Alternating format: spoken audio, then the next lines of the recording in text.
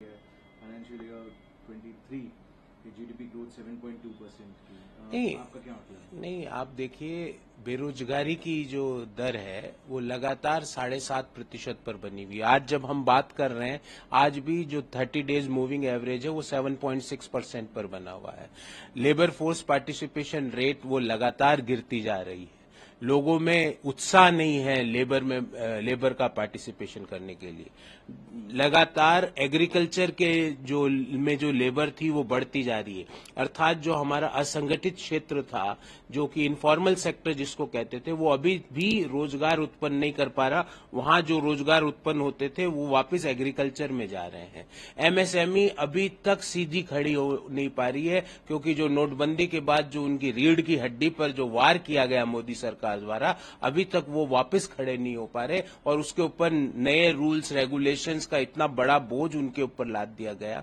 भुखमरी की रैंकिंग में भारत की रैंक पड़ोसी देशों में सिर्फ अफगानिस्तान से बेटर है। 121 देशों में हमारी रैंकिंग 107वीं है, और मोदी सरकार मुझे जीडीपी बता रही है। मेरे देश के 23 करोड़ लोग गरीबी रेखा के नीचे चले गए, मोदी सरकार मुझे जीडीपी दिखा रही है। भुखमरी में पाकिस्तान, बांग्लादेश, श्रीलंका, भूटान ये हमसे बेटर है हम परफॉर्मेंस में, मोदी सरकार मुझे जीडीपी दिखा रही है। बेरोजगारी की दर 7.5% और प्रिसाइसली 7.6% पर बनी हुई है, मोदी सरकार मुझे जीडीपी दिखा रही है। एमएसएमई जो सबसे बड़ा रोजगार का जहां पे सृजन होता है, वो अभी तक वापस पुनः जो नोटबंदी के पहले का जो स्थिति थी वहां तक नहीं पहुंच पाया, वो मुझे जीडीपी दिखा रही है। मुझे नहीं चाहिए ऐसी जीडीपी, और देश के नौजवान को भी ऐसी जीडीपी नहीं चाहिए। जब बेरोजगारी की समस्या का निदान नहीं हो, मैन्युफैक्चरिंग वापस अपने पूर्व के स्टेटस पे, पूर्व का स्टेटस मतलब 2014 के पूर्व का स्टेटस पे नहीं आ पाए, सर्विस सेक्टर वापस उतना कंट्रीब्यूट नहीं कर पाए, और यहाँ पे ये जीडीपी की बात कर रहे हैं। जीडीपी इसलिए बढ़ रही है, वो भी बता देता हूँ, क्योंकि चुनिंदा बड़ी कंपनियां बढ़ रही है। चुनिंदा बड़ी कंपनियों का बढ़ना भारत का बढ़ना नहीं दर्शाता है।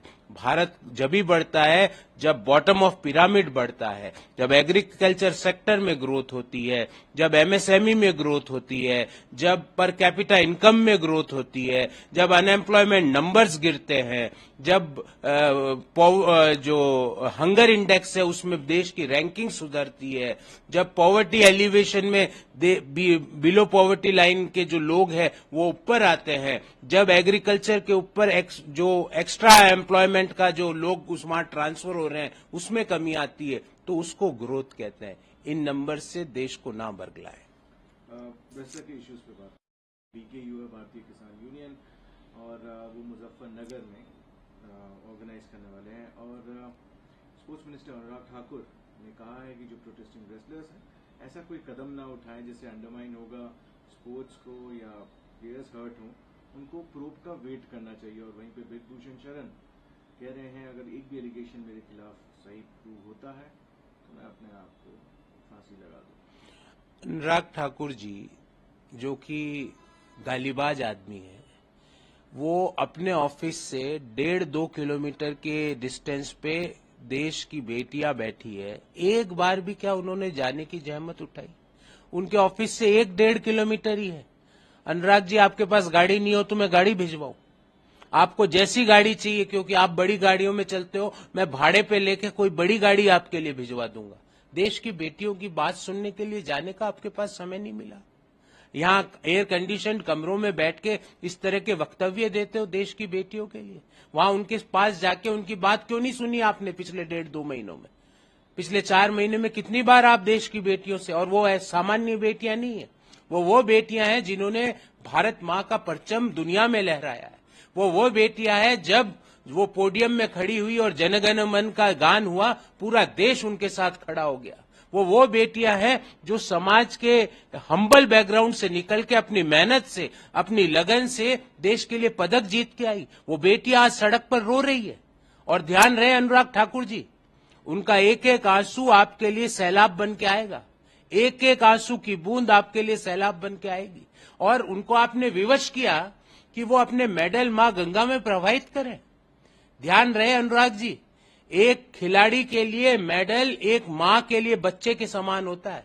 कोई माँ अपने बच्चे को अगर गंगा माँ में प्रवाहित करने पे मजबूर है तो उसके मन पे क्या ठेस पहुंची होगी, उसका मन कितना विचलित होगा। वो बेटियां आज अपने Olympic medal, Commonwealth medal, Asiad medal, world championship medal, national games के मेडल गंगा माँ में प्रवाहित करने को आपने विवश कर दिया। और अब आप यहां पे एयर कंडीशन कमरे में बैठ के ज्ञान बांट रहे हो। ये ज्ञान आपने उनको वहां जाकर उनकी बेटियों के साथ बैठ के क्यों नहीं दिया आपने ये बात। तो ऐसे गालीबाज व्यक्ति, अनफॉर्चुनेटली मैं कहूंगा कि हमारे देश का खेल मंत्री गालीबाज आदमी है, सिर्फ गालियां बोलते हैं, गालियां बोल के पदोन्नति पाते हैं और देश की बेटियों का अपमान करते हैं, देश के खिलाड़ियों का अपमान करते हैं। We are unfortunate that we had a sports minister who is extremely abusive in his language, and he doesn't have a courage to go and meet the wrestlers who were protesting on the roads. And the distance from his office to Jantar Mantar, where the wrestlers are protesting, is hardly 1.5 kilometers or 1 kilometer. Even he can walk down, but he's not okay to meet them. And he's just giving gyan sitting in his office. We strongly condemn this type of attitude. देश की बेटियों से मिलो।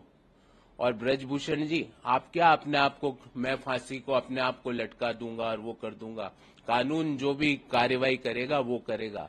इस तरह की बातें करके इमोशनल सपोर्ट गैदर करने की कोशिश मत करिए।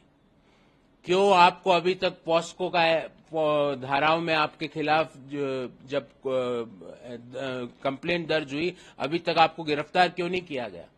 देश में ऐसे कितने व्यक्ति हैं जो पॉस्को एक्ट में कंप्लेंट दर्ज हो जाए और उनको खुलेआम छोड़ दिया जाता है? कितने लोग हैं ब्रजभूषण के अलावा?